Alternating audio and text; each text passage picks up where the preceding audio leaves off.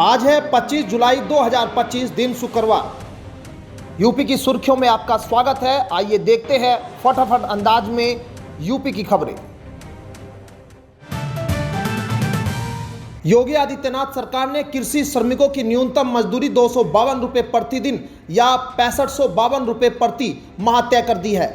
अब भुगतान नगद, आंशिक नगद, कृषि उपज या डिजिटल माध्यम से किया जा सकेगा, लेकिन दर किसी भी सूरत में कम नहीं होगी। यह फैसला खेती, दुग्ध उत्पादन, पशुपालन, मधुमक्खी पालन जैसे सभी कृषि कार्यों पर लागू होगा। सरकार का दावा है कि इससे ग्रामीण अर्थव्यवस्था में पारदर्शिता और डिजिटल लेन देन को बढ़ावा मिलेगा।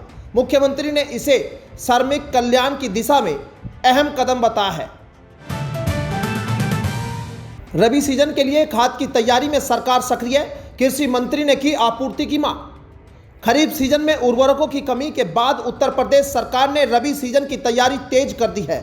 कृषि मंत्री सूर्य प्रताप शाही ने केंद्रीय मंत्री जेपी नड्डा से मिलकर यूरिया, डीएपी और एनपीके की समय पर आपूर्ति सुनिश्चित करने का अनुरोध किया। अब तक 17.73 लाख टन यूरिया की आपूर्ति हो चुकी है, जबकि 6.51 लाख टन शेष है। केंद्रीय मंत्री ने आपूर्ति का भरोसा दिया है और सचिव रजत मिश्रा को निर्देशित किया है। बैठक में उर्वरकों की निगरानी और सोलर पंप योजना पर भी चर्चा हुई। उत्तर प्रदेश सरकार गरीब और ड्रॉप आउट बालिकाओं को मुख्यधारा से जोड़ने के लिए कस्तूरबा गांधी आवासीय बालिका विद्यालयों को 12वीं तक उच्चीकृत कर रही है। अभी तक 409 विद्यालयों को इंटरमीडिएट स्तर तक किया गया है और शेष 337 को 2025-26 तक उच्चीकृत किया जाएगा। जहां पास में इंटर कॉलेज है, वहां छात्राओं को 450 रुपये प्रति माह परिवहन भत्ता मिलेगा। प्रदेश में 740 केजीबीवी में 1 लाख से अधिक छात्राएं पढ़ रही है। यह योजना बालिकाओं को आत्मनिर्भर बनाने की दिशा में बड़ा कदम मानी जा रही है। नोएडा में डेंसो लगाएगी 250 करोड़ का ईवी प्लांट। हाइब्रिड वाहनों के लिए बनेगा मोटर जनरेटर।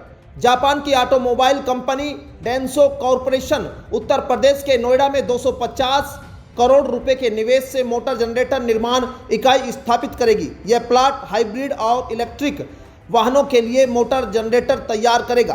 प्रमुख सचिव आलोक कुमार की डेंसो मुख्यालय में हुई बैठक के बाद यह घोषणा हुई है। यूपी सरकार का प्रतिनिधिमंडल वित्त मंत्री सुरेश खन्ना के नेतृत्व में जापान के वर्ल्ड एक्सपो में निवेशकों से संपर्क कर रहा है। इन्वेस्ट यूपी का पवेलियन विदेशी कंपनियों को प्रदेश में निवेश के लिए आकर्षित कर रहा है।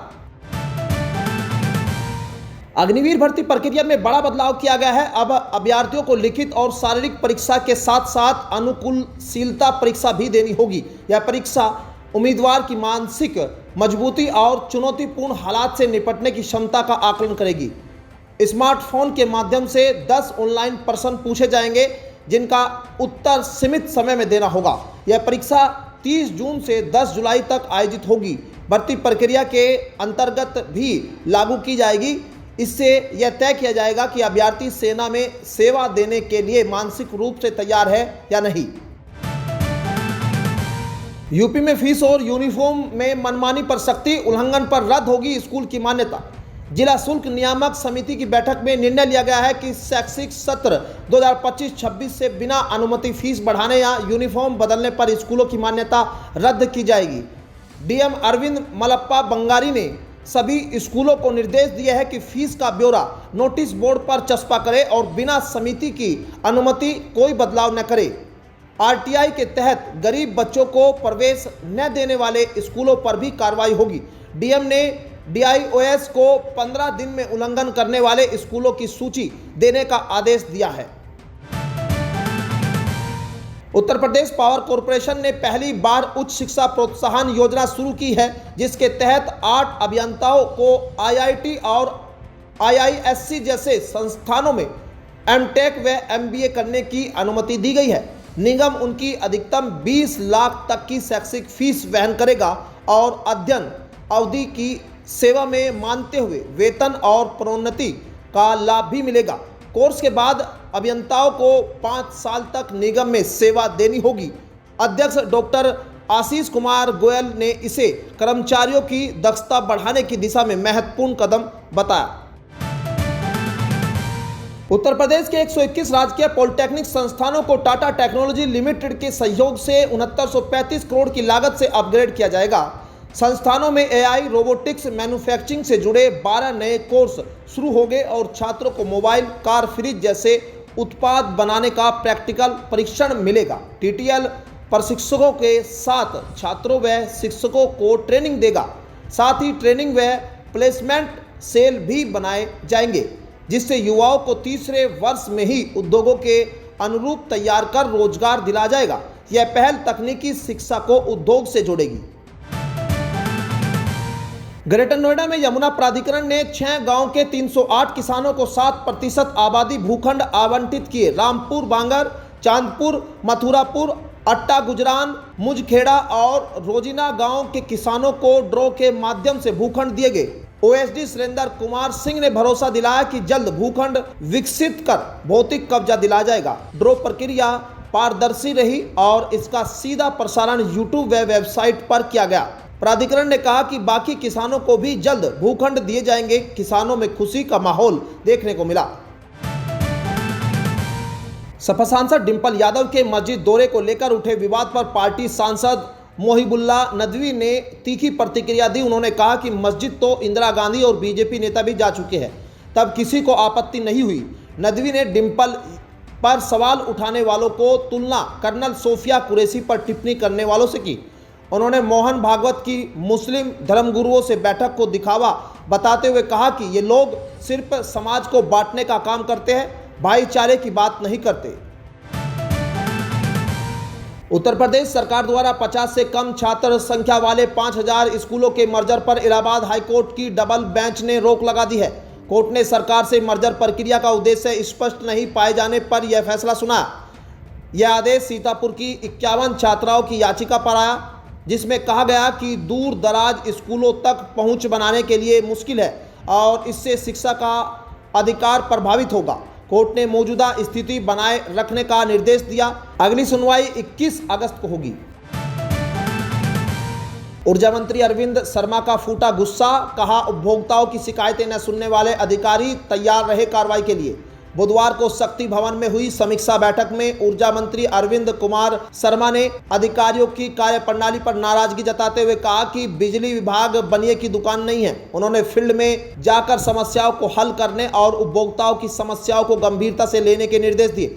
लखनऊ के कई इलाकों में घंटों बिजली गुल रहने पर मंत्री ने कहा, जनता सरकार को कोस रही है, अब लापरवाही बर्दाश्त नहीं की जाएगी, अगली कार्रवाई के लिए तैयार रहे। गोरखपुर में जनता दर्शन के दौरान सीएम योगी आदित्यनाथ ने महिलाओं की जमीन पर कब्जे की शिकायत पर अधिकारियों को फौरन एक्शन लेने के निर्देश दिए। उन्होंने कहा कि किसी भी दबंगों को गरीबों या महिलाओं की जमीन पर कब्जा करने नहीं दिया जाएगा। सीएम ने पीड़ितों को न्याय और इलाज के लिए सहायता का भरोसा दिलाया। साथ ही गोरखपुर में 253 करोड़ की 117 योजनाओं का लोकार्पण व प्रदेश के पहले वर्किंग वुमन हॉस्पिटल का शिलान्यास किया। हापुड़ की एक दिव्यांग महिला की मदद के लिए भी सीएम ने तत्काल डीएम को निर्देशित किया। भाजपा अल्पसंख्यक मोर्चा 25 जुलाई को पूर्व राष्ट्रपति डॉक्टर एपीजे अब्दुल कलाम की पुण्यतिथि पर मेरठ के चौधरी चरण सिंह विश्वविद्यालय में कलाम को सलाम कार्यक्रम का आयोजन करेगा। इसमें भाजपा के कई वरिष्ठ नेता शामिल होंगे। मोर्चा अध्यक्ष कुंवर बासित अली ने बताया कि कार्यक्रम का उद्देश्य कलाम के विचारों को युवाओं तक पहुंचाना है। यह कार्यक्रम अल्पसंख्यक समुदाय के बीच भाजपा की स्वीकार्यता बढ़ाने की रणनीति का हिस्सा है, जो 2027 विधानसभा चुनाव से पहले मुस्लिम वोटरों को लुभाने के प्रयास के रूप में देखा जा रहा है। उत्तर प्रदेश में मौसम का मिजाज बदला हुआ है। मौसम विभाग के अनुसार राज्य के कई जिलों में अगले कुछ दिनों तक बारिश जारी रह सकती है। दिल्ली, एनसीआर और मध्य प्रदेश से सटे यूपी के जिलों में लगातार हो रही बारिश से लोगों को गर्मी में राहत मिली है। आईएमडी के अनुसार कई इलाकों में गरज के साथ बारिश होने की संभावना है। बारिश के चलते मौसम सुहाना हो गया है। राजधानी दिल्ली समेत आसपास के राज्यों में भी इसी तरह का मौसम बना रहेगा और भारी बारिश के आसार है। तो ये थी आज की 15 फटाफट खबरें। अगर आपको वीडियो पसंद आया तो वीडियो को लाइक, शेयर व कमेंट जरूर करें।